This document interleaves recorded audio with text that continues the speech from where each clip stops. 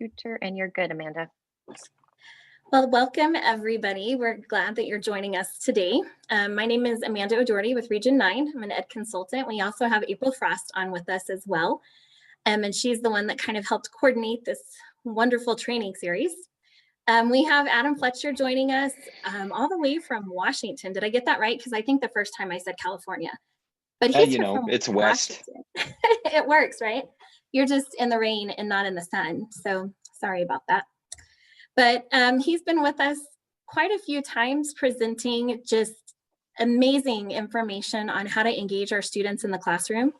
And I believe this one and our last one, we have one more. Is that correct, April? With student voice. And I sat through the session this morning and it was amazing. There's so many tools in here that you're going to be able to utilize stepping into your classrooms tomorrow or your virtual settings tomorrow. So I just want to say thank you, Adam.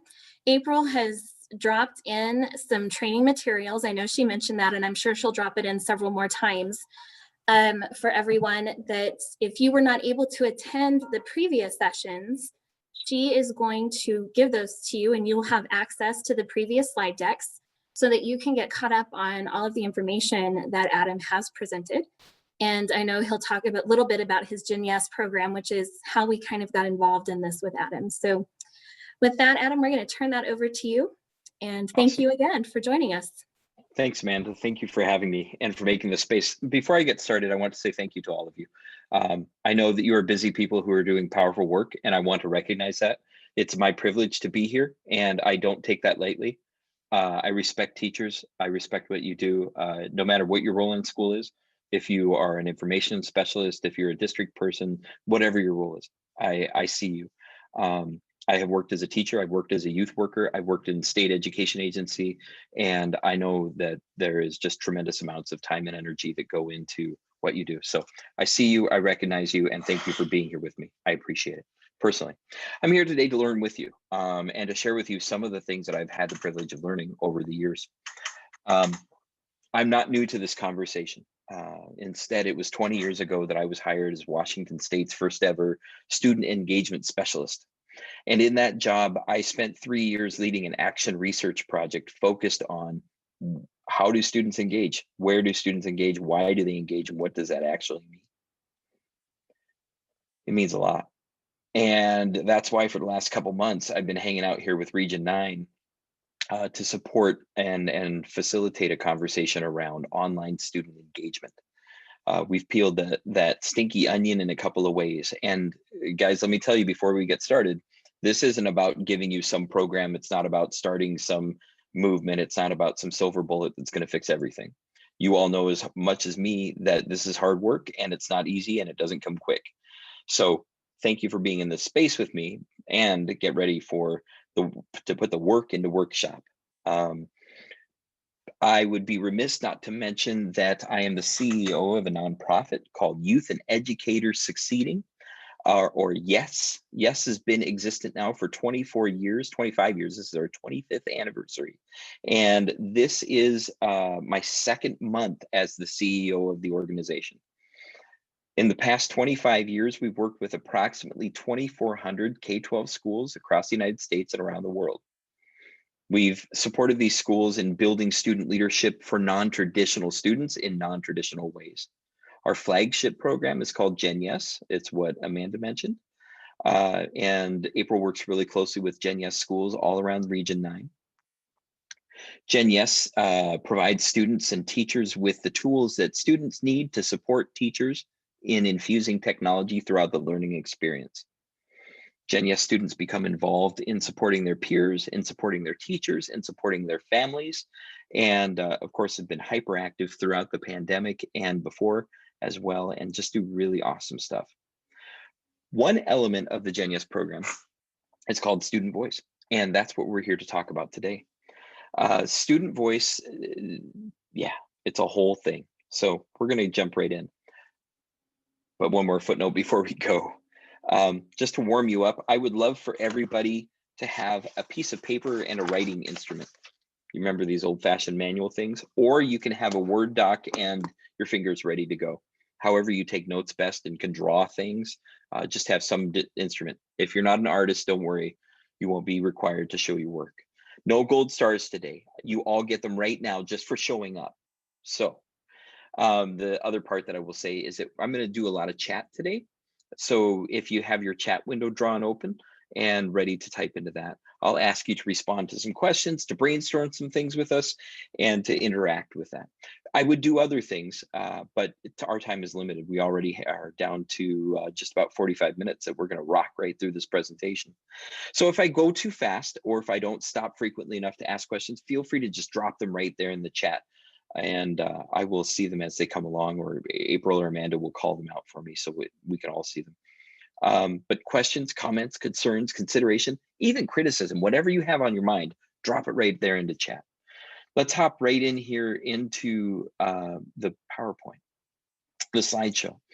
You can see that it says Powerhouse Student Voice. That's to differentiate it from, I don't know, everyday student voice, or whatever you think you've heard of before regarding student voice. Before I jump into the presentation at all, 1, 2, or 3, how familiar are you with the concept of student voice? 1 means you've never heard of it and you're here for the first time and you just want to learn what it is, what it does, what it could be. 2 is you're kind of familiar with it, you feel good about it, but you really have room to grow. 3 is I'm an expert, and Adam, I am here to tell you how to get it done. So everybody take a look at your chat and you'll see our peers who we are here in the room with today. Lots of 1s and 2s. Awesome. Any 3s?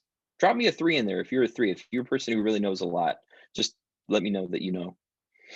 Awesome. Thank you all so much for that, and feel free to keep going. Lots of 1s and 2s. I love this space. All right. So Powerhouse Student Voice. To frame this conversation, and just so you all understand, this is the 4th presentation in a series of 5. 5. Yes, 5. Okay, so the first 2 were general, and they were about online student engagement, what it means, what it does, what it is, how it happens. The next one really unpacks student culture and what student culture is, feels, and does, both in person and in this online virtual space.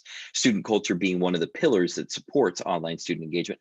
And then, of course, student voice itself being another pillar of online student engagement. And then the next leg of the stool is practical implementation and tools. Today, we are going to talk about student involvement, excitement, and engagement in online learning environments. We're going to discuss some useful frameworks. In other sessions, we've talked about best practices and shared some facts. We've talked about successful engagement, online youth culture, and practical implementation. Today's session is really around those frameworks and the best practices and what makes student voice an operative thing inside of classrooms and throughout schools.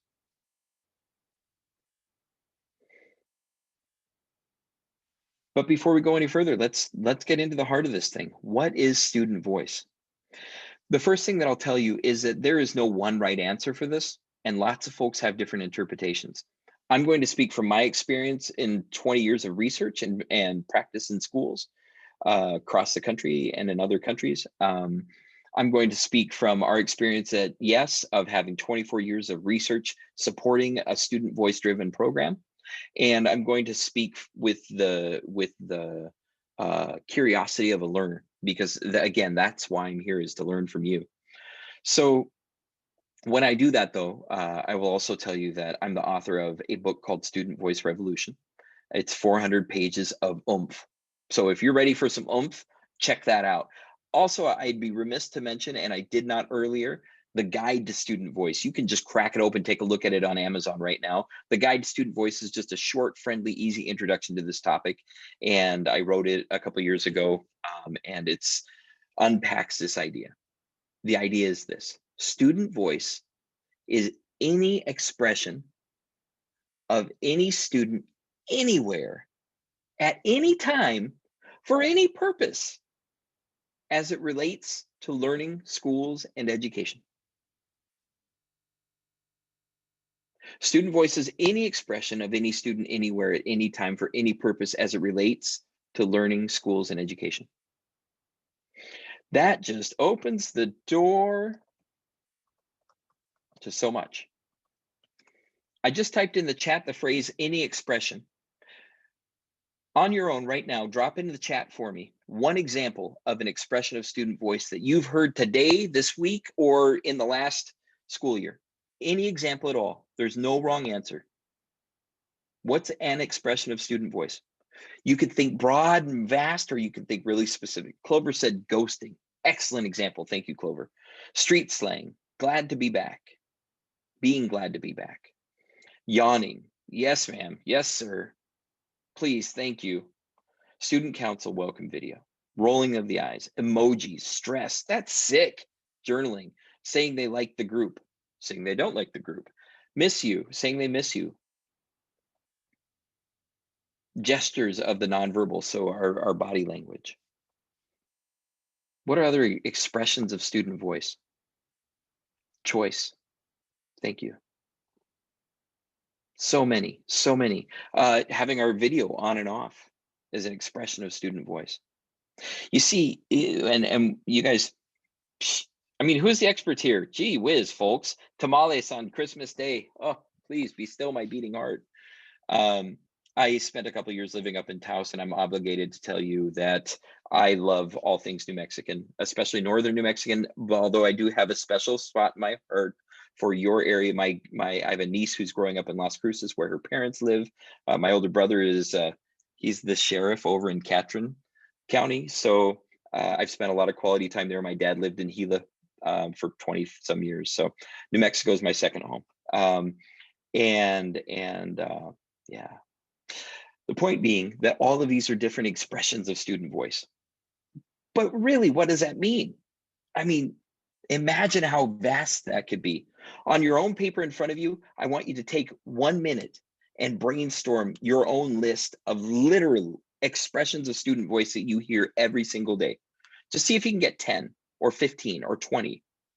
April's going to come up with a list of 72. No pressure. Ready, set, go. I'll go ahead and hum waiting music right now so you can concentrate better. Da da da da da da da. It's the fallback song. Da da da da da da da da da. I miss Alex Trebek. Rip. Okay, take a few more seconds. Work on that list. There's no wrong number here. If you get 5, if you get 50, both of them are great. Leticia, I know your list is going to be long. No pressure. All right. So these expressions of student voice, they all have a place in schools. But the question is not whether students are able to share student voice. Believe it or not, the burden is not on them to share student voice, because whether or not adults listen to it, students are always sharing student voice, any expression of any student. So that means that if the kid runs out of a class and pulls out his black Sharpie marker and writes on the locker, "Mrs. Jones sucks," that kid is sharing student voice. Now, are they sharing what the teacher wants to hear? Not necessarily. Are they sharing it how the teacher wants to hear it, or where or when? I'm not condoning that, but I am saying that all of that, regardless, students writing with a Sharpie marker on the locker is a form of student voice. So is the student who puts on the suit and a tie and goes and presents at the school board that they want a later start time for high school. So are the kids who are doing service learning projects to improve the arroyo and really clean it out and make sure that it's healthy water system for the entire environment. So are the the students who are sloughing off in class and not paying attention, or they're texting the answers to the test underneath the desk. That's all student voice. They are expressing what they think about school. So when we look at this definition, student voice is any expression of any student anywhere at any time for any purpose. I'm typing another phrase into the chat. Any purpose. What are the reasons? And again, you all already know these. What are the reasons that students share student voice? There's no wrong answer to this. I would like you to type one word or one response to that. Amy says to express opinions, acceptance, anything at all. What are the reasons why students share student voice? Respect, connection, to show emotion, to get attention, engagement, belonging, expressing agreement, to show that they are there to communicate emotions, frustration, belonging, ownership. Did I mention we're in a room full of experts here? You all know what you're talking about already. Outlet, to have that outlet. When the student conducts an evaluate, or I'm sorry, they go to their friends and they take a survey. How do you like the cafeteria school this year? And then they give that survey to the building principal. Are they sharing student voice? Absolutely. But so is the student who takes that other kid out in the back hallway and he punches him in the jaw, and there's a big old fight that happens. They are sharing student voice. That is an expression of students. An outlet to request help, to feel comfortable sharing, trust. The flip sides of all of those things, to show fear, to show disrespect, to show a lack of ownership. All of these are forms of student voice as well. If this doesn't sound like a straight line, that's because student voice is not a straight line. Students, and you already know this, students are not a straight line, right? All of this wiggles around. So we're going to look at some more of this wiggling. The last part of this phrase, though, I want to catch before we jump on or off over to the next slide. Student voice is any expression of any student anywhere at any time for any purpose as it relates to learning, schools, and or education. It's important, it's vital that you understand that students talking about schools is one type of student voice, but it's not all. Man, school sucks. Our school is too hot. The environment's too nasty. It smells bad. Everybody's too crowded in the hallways. There's no Wi-Fi. There's, teachers aren't into classes when they teach them. All of that is information about school, but it's not all of student voice. Because when a student goes home and they pick up that Wii or the Xbox, or what's the new one, PlayStation 5, and they pick up those gamers and they sit down and they play. I'm sorry, I just said going home as if they're not at home already. But they pick up those remotes and they spend 17 hours playing video games. And they teach themselves how to do that. And they're texting to their friends, hey man, how do I get to level 5 and beat the boss? Some of you know exactly what I'm talking about. Others of you, this is just a thing, but regardless, these students are sharing their education. They're sharing their learning. And they're expressing what they think of learning when they spend 17 hours trying to figure out how to beat the boss on level 5. Now, is it what we want them to learn? Is it the way that we want them to learn? Is it where we want them to learn? Why we want them to learn? Maybe not. Are they still learning? Absolutely. So is that a form of student voice? Absolutely. So you get that student voice is wide and broad, that it has all these different ways that it happens. Now check this out. I have a little exercise for you we're going to shake this up because April likes it when I change things. What I want you to do on your paper is draw a line, make yourself some space to write. So I have this little, 5x9 pad. I'm going to do this on half the page. I'm going to draw a line from the middle to the bottom of the page. So it looks approximately like that, from the middle to the bottom.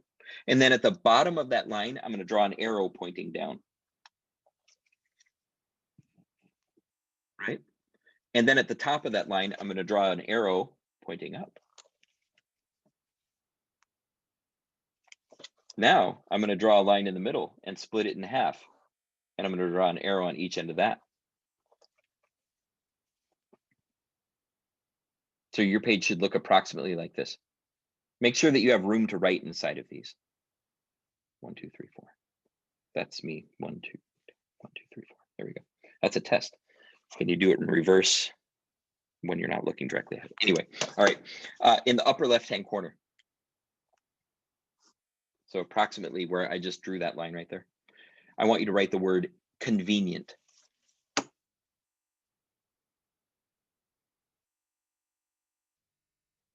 And then write the letters S.V. And that stands for student voice. Convenient student voice. Okay, bottom right-hand corner, opposite of that one. I want you to write inconvenient, SV.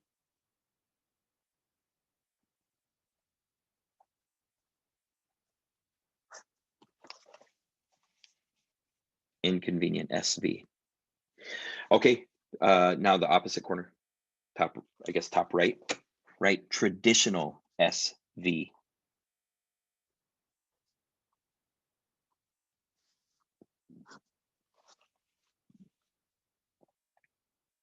Right? Traditional, that's my abbreviation, TRD, apostrophe L. And then the bottom left-hand corner, non-traditional, SV. Or non-trad, SV. Okay, folks. So you should have quadrants that look approximately like this. Now, take a note that what we've done here is create 4 quadrants, and each one of these quadrants isn't just for what's there. You see, non-traditional student voice, you can attach it to boop, boop, the bottom of that line. Does that make sense? Now do that all the way around. So inconvenient student voice, attach it to the end of that line. Traditional student voice, attach it up there. And then whatever, convenient student voice, attach it to the last remaining arrow. So each one is attached to an arrow. Okay. Now I just made this a little bit complicated, but you're going to get the point, I hope.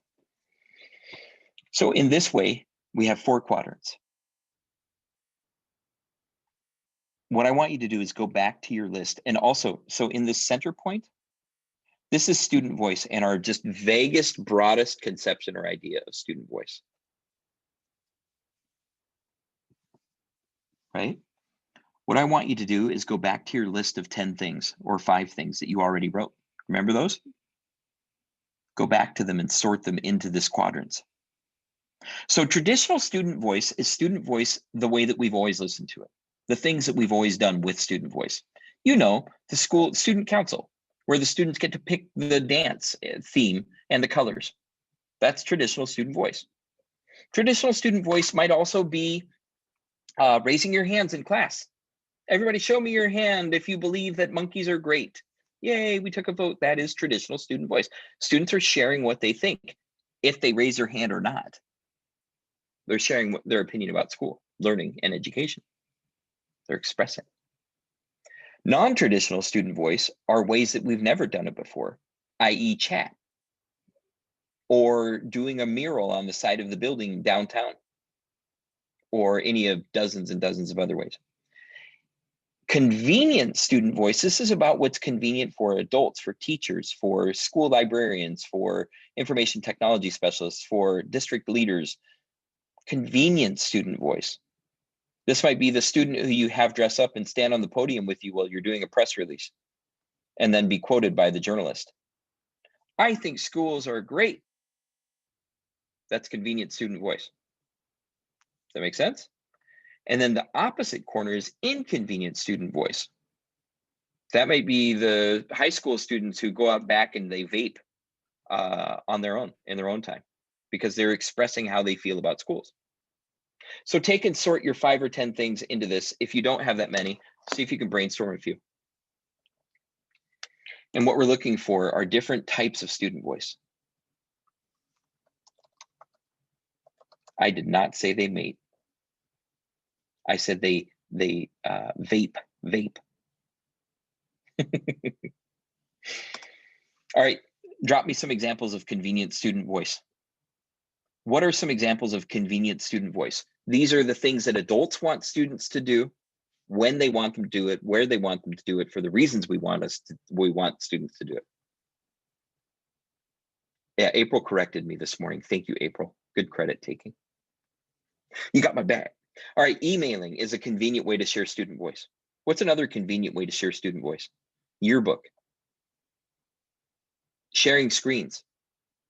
Just having your camera on is a convenient way to share student voice. What else? What are some convenient ways to share student voice? Don't be shy, jump right in there. Drop me one. Smiling. Twitter polls. I put paying attention. Snapchat. Breakout rooms, talking, good morning, chat, participating in class discussion. All these are excellent. All right, now drop me some ways that traditional student voice happens. Some ways that we've always done this, that are long-standing. This might be specific to your school, or your classroom, or just schools in general. What are some traditional ways that student voice happens? Thanking you for what you do for us. What else? Writing a paper. Walking in line behind other students, or not walking in line behind other students. Student council, class participation, project choice. So these are traditional ways that students share voice, using yes, ma'am, yes, sir, turning in assignments, teacher appreciation days. Exactly, you got it, successors notes. So let's keep on this script and ask this question. What are some inconvenient ways that student voice happens? Let's be real about it. Come on, name it. No students are going to see this, I promise. Ghosting is one way. Snapchat's another way. So Snapchat can be both non-traditional and inconvenient. Gaming, following the plans that students have always, the ways that students have always done it. An emotional outburst, open challenge to authority, need to use the bathroom. I need to use the bathroom. Silence, emailing, video on, video off, asking why do we have to do that? Inconvenient forms of student voice. Cheating, spitting in the water fountain. All of these are excellent examples. Thank you. Some of you are like, oh my gosh, we're saying the things. And the answer is yes, we are saying the things. Because one of the things I want you to understand is that student voice is much more than the way that it's portrayed. Just walking out of class, fighting, eye rolls, asking for help after grades were due. All right, so our last one, the last box, non-traditional student voice. What are some ways that we haven't asked for student voice that are non-traditional? Again, there's no wrong answers. You're not going to get tested here. Reaching out in chat is one form. I wrote graffiti, art, non-traditional forms of student voice.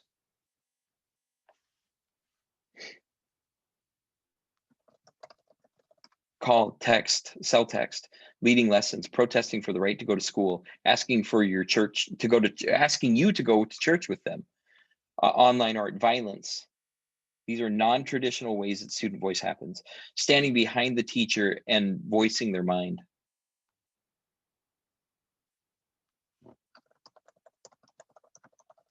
Asking how I'm doing. I'm writing school board presentations or testimony. You ever had a student get up in front of the school board and say that teachers need to get paid more money? Guess what, folks? It's happening across the nation. Not saying that's what they should do, but all the same, it's a non-traditional way that student voice is shared. Temper tantrums, excellent example, thank you. So there are lots of different ways that student voice happens, and we've begun to unpack some of those. Let's look a little bit more. Check out this next slide. Student voice is not. In order to understand what student voice is, we need to unpack what it's not. This first bullet point says student voice is not a program, strategy, or activity in a school. It's not one single thing. It can be part of all of those things, but it's not one single thing. If you have a program in your school called Student Voice, it's not the student voice, it's part of student voice. If you have a student newspaper, it's a form of student voice, it's not the student voice. Do you get the difference there? Same thing with strategies and activities. There was a movement back in the 2000s where schools were listening to student voice in their data carousels for school improvement plans. And they said that was, well, now we have the student voice, we can improve schools according to it. Actually, they listened to 10 students talk and they got those 10 students' opinions, and they referred to that as the student voice. When you have a building with 500 students and you listen to 10 of them, is that the student voice or is it some student voice? I'm going to go with the latter, not the former. It's some student voice. The second bullet point says student voice is not the same as student leadership or student engagement. People use those synonymously as if they're all the same thing. But one of the things that we're unpacking, and check out all of these examples right here. One of the things that we're unpacking is that student leadership can have student voice in it, but they're not synonymous. Student engagement can be driven by student voice, but they're not synonymous. They're different things. The third one, the third bullet point here says student voice is not an instructional approach or technique. Need I say more? You get that intuitively. But for the sake of saying it, there are some curriculum folks who refer to student voice as being a curricular technique. We need to do this approach in our classrooms. Student voice can be a way that we, or a thing that we engage inside the curriculum, but that's not all of student voice. Just because we listen to student voice in our classrooms doesn't mean that we don't need multiple spaces or listen to it at different times. Student voice is always present. The question isn't whether or not students are sharing it. The question is whether or not adults are able to hear what's being said and willing to listen to it. The fourth bullet point says that student voice is not a treat for well-behaving or high-performing students. Student voice is not a treat for well-behaving or high-performing students. And the last bullet point says that student voice is not the be-all end-all. It's not a silver bullet or panacea. It's part of the solution, but just like anybody, teachers are not the whole solution. They are part of it. Parents are not the whole solution. They are part of it. Students are part of the solution, not all of it. So we have to understand. Clover said that it sounds like teacher input. And Clover, there are actually schools and districts and states where they talk about teacher voice. The fact of the matter is that people minimalize voice in our conception of voice at all. And they might not realize that when the teachers in a school district don't show up because they're being forced back into school buildings with students who might have COVID, those teachers are expressing teacher voice by not showing up for work that day. Same with the teacher who puts on their suit and tie every day religiously and shows up for class no matter what the weather. They always come. They are always there. They are sharing teacher voice. Just like you yourself personally, no matter who you are in this conversation right now, you are not represented by another person. Only you can represent you fully. The same thing is true with students and their voices. Students are part of student voice. They are not all of student voice. April says it's complicated, fluid, and constantly changing. One of the dilemmas of student voice as a curricular practice is that what you tried last year and it worked really, really well might not work this year. Go figure. It's almost like students are humans with changing tastes, beliefs, ideas, and perspectives. That's why I love teachers, man. Y'all are so adaptable and you work so hard at staying relevant in ways you're forced to, in ways that most other adults aren't, including parents. I have a 17-year-old daughter, and I will tell you that I'm irrelevant in many parts of her life now that I've never been before, and it breaks my little heart. But she shares her voice with me constantly and lets me know, Dad, quit singing I'm So Fancy. That is not okay. That's from 5 years ago. That's not what we do. And I'm like, I'm so fancy. Anyway, so student voice is, when we unpack what student voice isn't, it's important to look at the flip side of that. So what is student voice? That is right. You could quote me as saying, I'm so fancy. Student voice is inherent anywhere students exist. That means that student voice isn't just something for the school boardroom. It's not just something for data collection day or teacher evaluation week. Student voice isn't just for student leadership class. Student voice is for everywhere all of the time because it always exists. If you have your learners getting online to have chats inside of Zoom or Google Meet or wherever you are, they're sharing student voice. If students go back home and they're talking to their siblings about how hard it was to do hybrid today and they just really wanted to be at home the whole day, they are sharing student voice. If students, on and on and on, anywhere that students exist, student voice exists. It's not whether students are sharing it, it's whether adults are able and willing to listen to it. Student voice is within earshot of all educators and parents.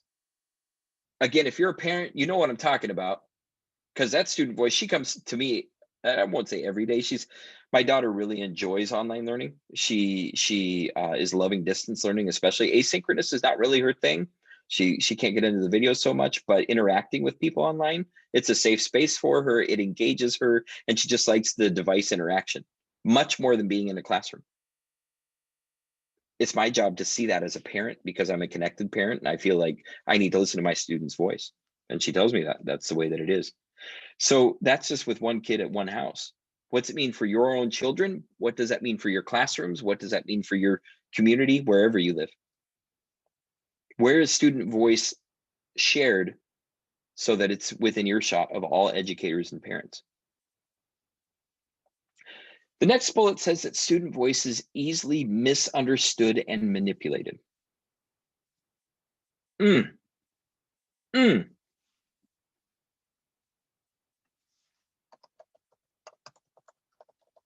want you to think about that one for a minute. Misunderstood and manipulated. In the chat, drop for me. How can student voice be misunderstood? Thinking already the way that you are about how broad student voice is, about how deep student voice can be, how can student voice be misunderstood? Also think about how can student voice be manipulated? And I'm talking about everything as simple as using the wrong tone and sharing the emotions at awkward times, as well as the Emperor using the dark side of the Force on Lord Vader. It's like, how can student voice be misunderstood and manipulated? So this says cultural differences, emotion, tone. Sometimes students don't understand tone, crying. What else? Share some more. Terminology, expressions, because it's rarely specific and not often overt. A teacher thinking the kid is not engaged because the video is off. How can student voice be manipulated and misunderstood? There's no wrong answer here. Just drop in. Intent, silence.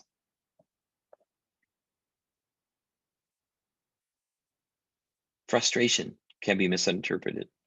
Sometimes we take frustration personally, like they're so mad at me. Students speak in hyperbole. Did they mean I wish I was dead? Or did they mean I'm really tired and I need a rest? A way to get out of assignments when they don't understand. Ignorance of norms. We listen, but they stray from the original message. Hey, what color do you think the building should be? Well, I think that we should tear down the building and rebuild a video game arcade on top of it with couches everywhere. And it should really be green and orange and yellow. Oh, wait, Geraldine wrote sarcasm. That's where I was going. But the point is that all of these are different ways that student voice can be easily misunderstood and manipulated. The next one is challenging as well. It says student voice is largely ignored, misinterpreted, and denied. Ignored, misinterpreted, and denied. Intentional or unintentional. So if you have students all day long who are coming to you saying, I'm sad, I'm hurt, I'm frustrated, I'm lonely, I'm tired, I don't belong, I don't fit in, I'm not part of this doesn't feel good to me. And you're like, oh my gosh, I need to connect you with some community services. I need to get you into the counselor. I need to share some ideas with you. I need to drop some information on your head. Here's a flyer, here's a website, here's a program.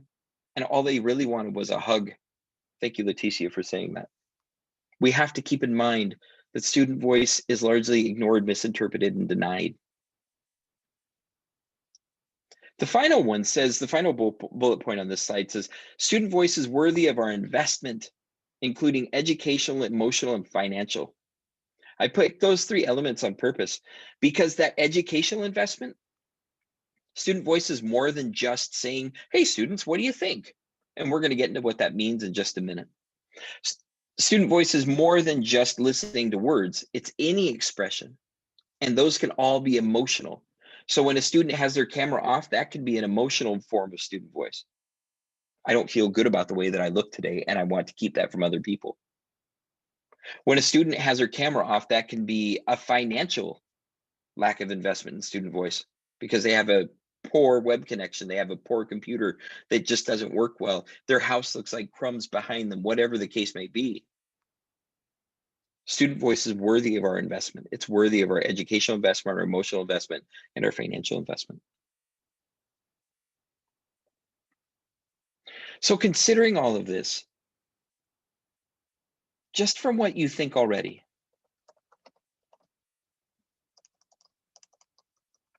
what are the best ways to listen to student voice? What are the best ways that you can listen to student voice? Now, there's no wrong answer here, and this is a genuine learning opportunity for me, to be honest. I would love to see a different thing from each person in this workshop today. What are the best ways to listen to student voice? Stop and listen, to resist immediate response, to empathize, to actually listen to students, know your students, just be there, give them time, form rapport with your students, drop everything. Build and foster a relationship, get a real connection with them, have an open mind, create more avenues and opportunities for them to express student voice. Love, quietly, talk to them, not at them, aka listen. Be a fly on the wall sometimes. Give them your undivided attention. Praise them. Ask about their day.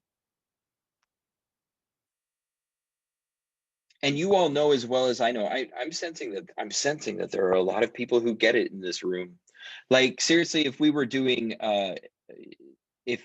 a room all together, uh, you guys know what I'm talking about. You look across the room and you can tell who's into a subject, who's spacing out and all of that. And from your responses alone, I can tell that a lot of you really get this already. Ask about their day, praise them, be their coach, let their attitude roll off your shoulders, connect with them on common ground, ask about their life goals. So we have a lot of these ideas, we have a lot of these notions, and we're already moving ahead so quickly. I want to share with you this cycle.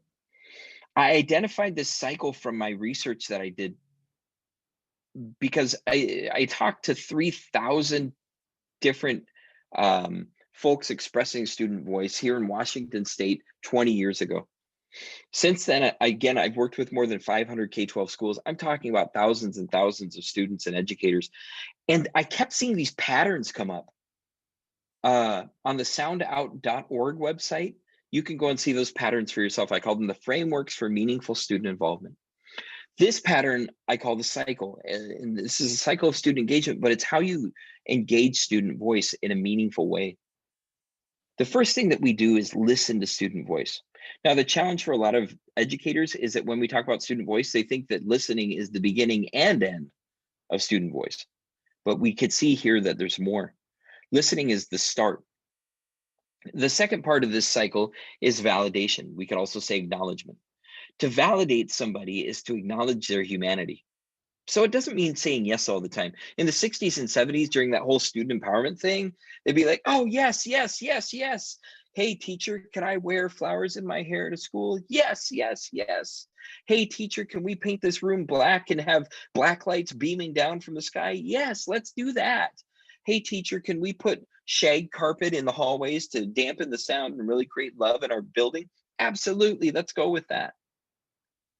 But there are times when student voice requires saying no, because that's acknowledging students as humanity.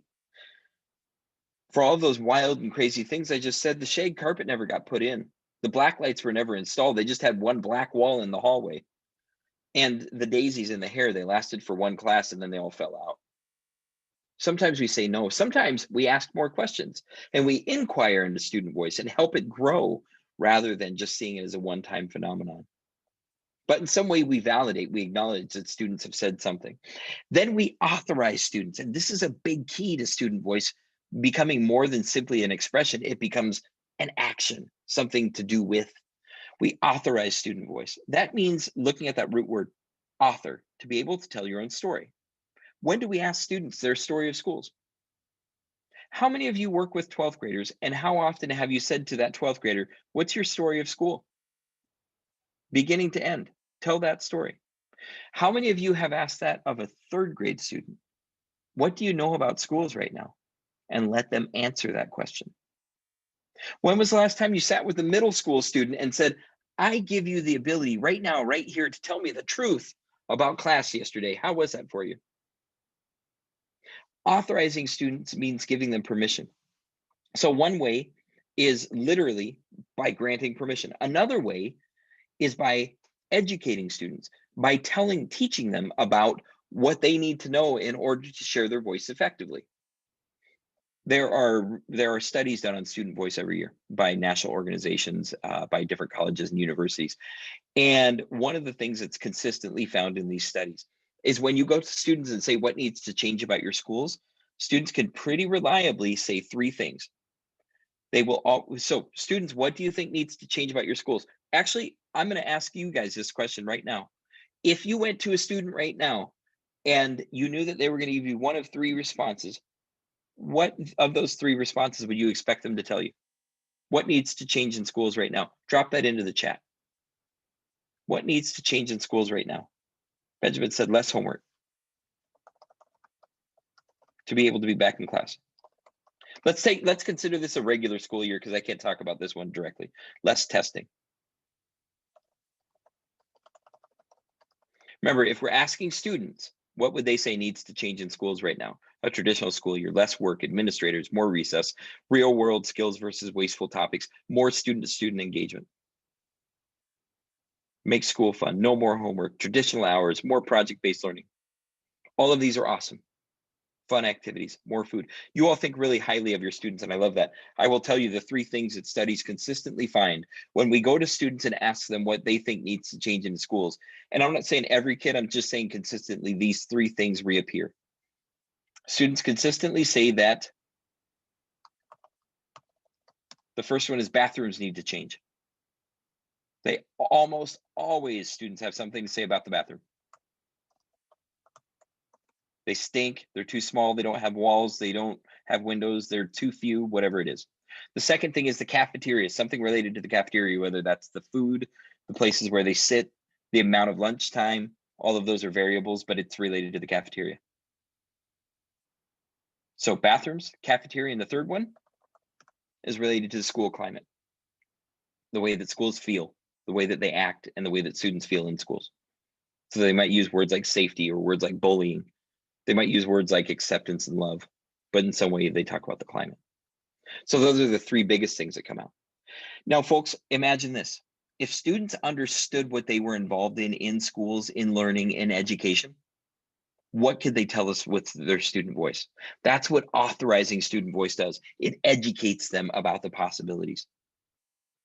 If students knew that they could respond to curriculum, if students knew that they could be involved in teacher hiring, if students knew that they could participate in budget planning, would they have an opinion about that? Would they share their voice about that? Many, many other things. The next part on this cycle is action. Engaging student voice involves listening to students, validating students, authorizing students, and then taking action. Now, here's the trick of action. If you ask students how to engage student voice, they will tell you, take action, let's do something. If you ask a teacher for how to engage student voice, they say, listen, we gotta listen. But I will tell you that through my experience, I've learned that all 5 of these things are required. After action, we have to reflect on it. To really tie it together and to make sure that it has a place, you take that reflection and then you reinform the process of listening. And that's what makes it a cycle. We go through all 5 of those in order to engage student voice. So now I want you to take a minute. And I'm going to flip back to that last slide, but go back to your paper and in your own space, on your own time, I want you to reflect on this cycle. When was the last time you felt yourself, saw yourself, heard yourself go through these 5 steps with a student? You can write about this, you can write a poem, you can draw a doodle, you can do anything you want, but in some way, take a minute and reflect on, and literally at 1 minute, and reflect on when was the last time you saw this cycle with students. There's no wrong answer, just take your time.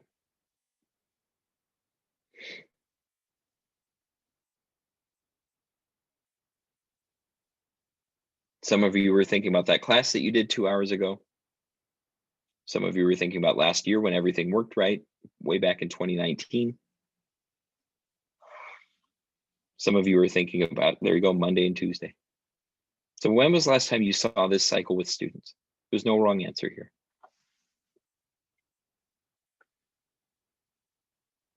Way back in 2020, yesterday. And we'll see these answers variable so much. They really move in different ways. Another pattern that I saw emerge from my studies on student voice were these 5 areas. When students said that they were when their voices felt most engaged was when they were teaching. And I'm not talking about tutoring, I'm talking about teaching. Over in Yuma, Arizona, the Gen Yes curriculum is used by the school district there. And once a year, the students in Gen Yes, so Gen Yes teaches students how to help teachers use technology throughout classrooms. They help their peers, they help their teachers, IT directors, all kinds of folks. And in Yuma, Arizona, the Gen Yes students, 1 day a school year for the last 5 years, have taught a PD session for an entire day to teachers. And these teachers come in and learn from students about how to use technology more effectively, specific technology, specific apps, yada, yada. But you get the idea. These students are teaching, and that's an effective way to engage student voice. Another way is evaluation, having students evaluate themselves, evaluate their peers, evaluate their teacher, evaluate their school climate, but in some way engaging students in the evaluation process. Student advocacy, having students say what matters to them, to their families, to their community. Student decision-making, not just for themselves, but for their group, for their class, for their building, for their district, for their state. but in some way standing up and saying, I represent this thing, and doing that with purpose and intention is a great way to engage student voice. Research, having students research schools, learning, teaching, education, the whole 9 yards. Planning, being involved in writing curriculum, hiring teachers, putting calendars into place, whatever that planning is. But in the middle of it all, and ultimately, engaging student voice and learning. Because at the end of the day, that's what all of our activities in schools are about. And if they're not about that, they're not for student voice, and they're not improving schools. This is the last slide for today, or second to last. And it's my wild drawing that I just did last year. I hope you'll forgive me. I'm not a technologist, but I made colors, so that was exciting for me. Where can student voice happen? So I'm going to summarize a 400-page book called Student Voice Revolution right here in one graphic. Student voice can happen, you can see in the bottom left-hand corner, in every K-12 school. With every student, it can happen in learning, teaching, planning, advocacy, research, climate, decision-making, and so many other ways. It can happen in the action, the outcomes, access, equity, issues, quality. Student voice can be in all those. Student voice can happen in school districts, in planning and teaching, decision-making, in advocacy and research, but also in access and authority and direction and compliance. Student voice can happen in all those ways in the district level. Student voice can happen in state education agencies, and I would throw out regional education agencies. It can happen on state school boards or in funding, policies, programs, hiring, assessment, teacher certification, pre-service training, professional development, district compliance, formal school improvement. It can happen through transparency, democracy, and access. So student voice can happen in all of these ways. Folks, this was just an overview of student voice. This is an introduction. If you want more information, check out our website, yesk12.org. I mentioned sound.org earlier. I'll put that here in the chat for you. These are all resources for you to learn about student voice in its broadest measures. You can learn more about student engagement as well. You'll find a blog post on yesk12 called What is Student Voice, where I spell out a lot of the information that we talked about today. You can also follow us on social media at yesk12 official, Instagram, Twitter, and Facebook for regular stuff about all this and more. The whole point is really that you take it into your hearts and minds that student voice is not the responsibility of students. It's part of their responsibility, but not all their responsibility. As responsive educators, it's our responsibility to engage student voice, particularly in powerhouse ways. And that is the end of my presentation for today. I'm going to pass the mic back to Amanda or April.